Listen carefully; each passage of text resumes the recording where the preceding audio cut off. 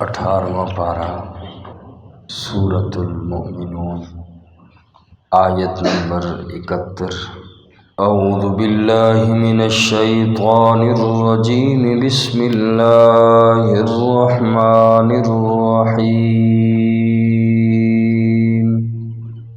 وَلَوِ اتَّبَعَ الْحَقُّ أَهْوَاءَهُمْ،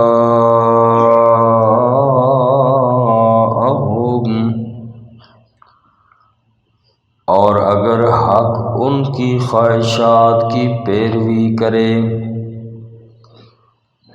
لَفَسَدَتِ السَّمَاوَاتُ وَالْأَرْضُ وَمَن فِيهِنَّ،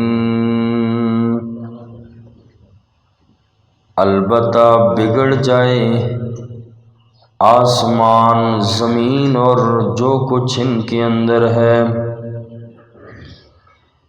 بل اتیناہم بذکرہم،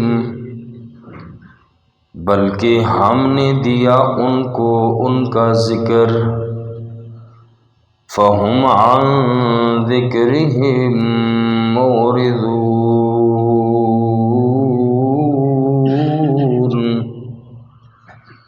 پس وہ اپنی نصیحت کی کتاب سے اعراض کرتے ہیں۔ اس سے پہلے کی آیات پاک کے اندر مکہ کے مشرکین جو آقا علیہ السلام کے بارے میں پروپیگنڈے کرتے تھے، ان کا ذکر فرمایا۔ نعوذ باللہ من ذالک، وہ کہتے تھے کہ نعوذ باللہ نبی کریم صلی اللہ علیہ وسلم کو جنون ہو گیا ہے۔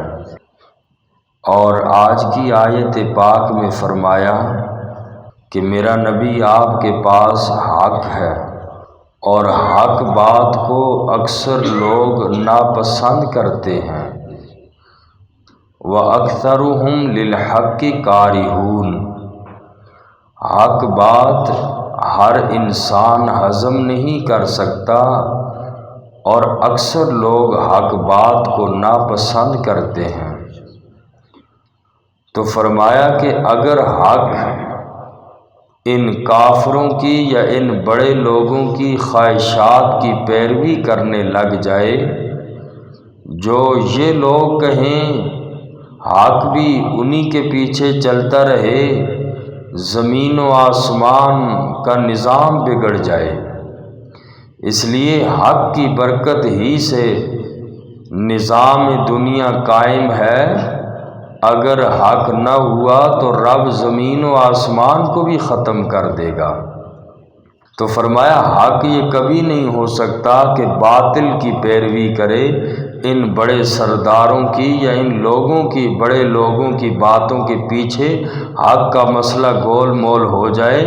اگر ایسی بات ہو جائے تو لفسدت السماوات والارض ومن فیہن، البتہ بگڑ جائے آسمان، زمین اور جو کچھ اس کے اندر ہے، سب کچھ ختم ہو جائے۔ تو فرمایا ہم نے ان کو قرآن کریم دیا، انہوں نے قرآن کریم سے اعراض کیا۔ فرمایا وَلَوِ اتَّبَعَ الْحَقُّ أَهْوَاءَهُمْ،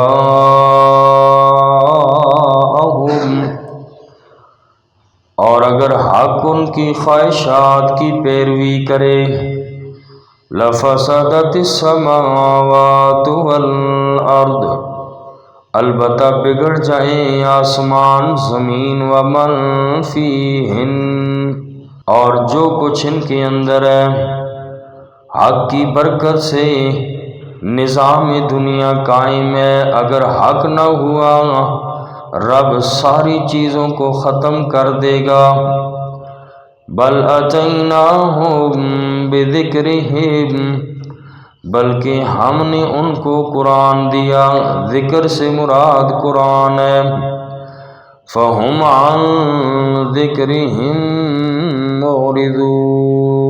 معرضون، پس وہ اپنی نصیحت کی کتاب سے، اللہ کے قرآن سے اعراض کرتے ہیں۔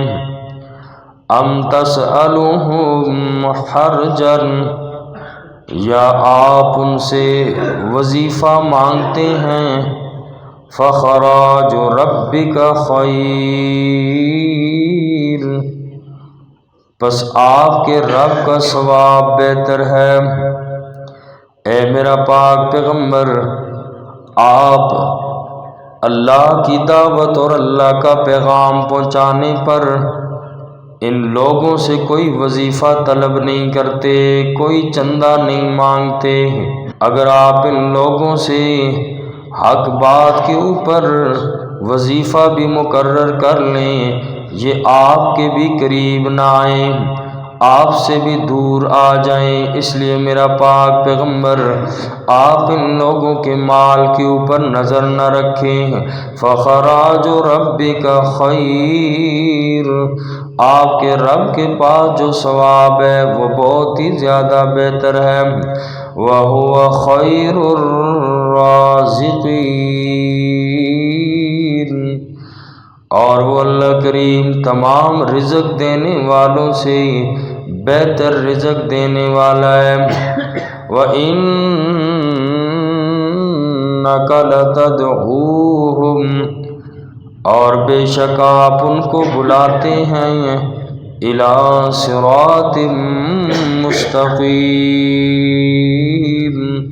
سیدھے راستے کی طرف۔ وَإِنَّ الَّذِينَ لَا يُؤْمِنُونَ بِالْآخِرَةِ، اور بے شک وہ لوگ کہ جو آخرت پر ایمان نہیں رکھتے، عَنِ الصِّرَاطِ لَنَاكِبُونَ، وہ سیدھے راستے سے اعراض کرنے والے ہیں۔ اور اگلی آیت پاک میں منکرین آخرت کی اللہ نے کیفیت کو بیان فرمایا۔ وَلَوْ رَحِمْنَاهُمْ، اور اگر ہم ان لوگوں پر رحمت نازل کریں، ان لوگوں کو مال دیں، دولت دیں، عزت دیں، شہرت دیں، وَكَشَفْنَا مَا بِهِم مِّن ضُرٍّ، اور ہم دور کر دیں ان سے جو انہیں تکلیف ہے، لَلَجُّوا فِي طُغْيَانِهِمْ يَعْمَهُونَ،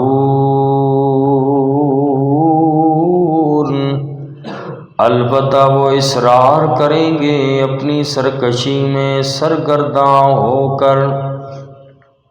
فرمایا کہ اگر ان لوگوں پر ہم اپنی رحمت نازل کریں، ان کو خوشحالی کے دن دکھائیں، ان لوگوں کا، منکرین جو آخرت ہیں، مشرک اور کافر لوگ ہیں جو آخرت کو نہیں مانتے، ان کی کیفیت اور حالت یہ ہے کہ ہم ان لوگوں کو دنیا میں مال و دولت دیں، عزت دیں، شہرت دیں، اور ان کی ساری تکلیفوں کو ہم دور کر دیں۔ وَكَشَفْنَا مَا بِهِم مِّن ضُرٍّ، ان کی جو تکلیف ہے ہم انہیں دور کر دیں، یہ پھر بھی عاجزی کرنے کے بجائے الٹا سرکشیاں ان کی زیادہ ہو جاتی ہیں۔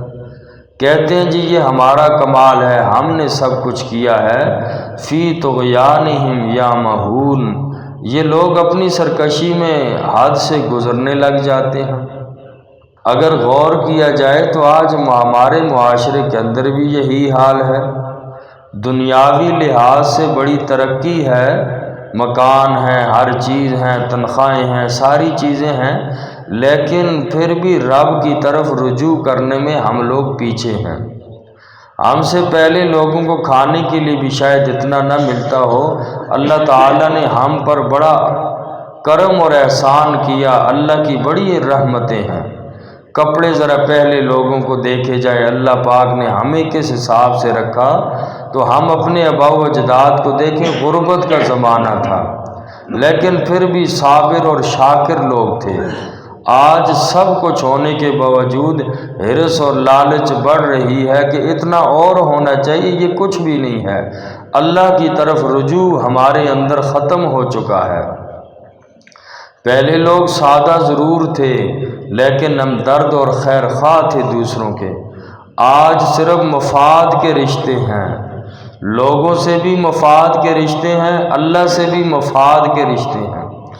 مشکل آئے تو قرآن کے وظیفے شروع ہو جاتے ہیں، ختمانے شروع ہو جاتے ہیں، اور مشکلات پریشانی کچھ بھی آتی ہے قرآن تب یاد آتا ہے۔ یا تسبیحات کوئی بھی کرتے ہیں، وظیفہ کرتے ہیں تو مشکل وقت میں کرتے ہیں، خوشی میں اپنے اللہ کو یاد نہیں کرتے، حتیٰ کہ یہاں تک کہ آج کل تو یہ بھی نظر نہیں آتا، مشکل بھی پڑے سوائے چند لوگوں کے جو مشکل میں اللہ کی طرف رجوع کرتے ہیں، وگرنہ آج بھی رب کے بجائے دنیا کے مال کی طرف، پیسہ جمع کرو جی، پیسہ مسئلے حل کرے گا۔ منصب والا کوئی آدمی دیکھو، عہدے دار بندہ دیکھو، کام وہی بندہ کر سکتا ہے، تو آج وہ وقت بھی نہیں رہا کہ مشکل میں بھی اللہ کو یاد کیا جائے۔ مشکل بھی آتی ہے، دنیا کے اسباب کے پیچھے بھاگتے ہیں کہ بھئی اسباب نہ ہوئے تو کچھ نہیں ہے، تو چند ایک لوگ ہیں کہ جو اب بھی مشکل میں اللہ کو پکارتے ہیں، لیکن اکثریت کا حال یہی ہے، آج بھی مال اور منصب اور عہدوں کے پیچھے ہیں، جس سے کام ہوتا ہے بھئی اسباب کی طرف بھاگو، اللہ کی طرف آج مشکل میں ہم نے اللہ کو بھی چھوڑ دیا۔ تو اس لیے فرمایا یہ مشرکین مکہ کا طریقہ اور وتیرہ تھا، ایسا نہیں کرنا چاہیے۔ اللہ فرماتے ہیں کہ ہم ان پہ رحمت بھی نازل کرتے ہیں، مال و دولت بھی دیتے ہیں، عزت اور شہرت بھی دیتے ہیں، تکلیفیں بھی دور کرتے ہیں، اس کے باوجود سرکشیاں ہیں۔ اور اگلی آیت پاک میں فرمایا کہ ہم نے جب ان کو عذاب کے اندر پکڑا بھی تو اس کے باوجود بھی ان لوگوں کے اندر عاجزیاں وغیرہ کچھ بھی نہیں تھی، پھر بھی عاجزی نہیں کرتے۔ بخاری شریف کی روایت ہے، جب رسول اللہ صلی اللہ علیہ وسلم نے مکہ کے سامنے مکہ والوں کے سامنے حق پیش فرمایا، انہوں نے قبول کرنے کے بجائے سختی کے ساتھ حق بات کو رد کر دیا۔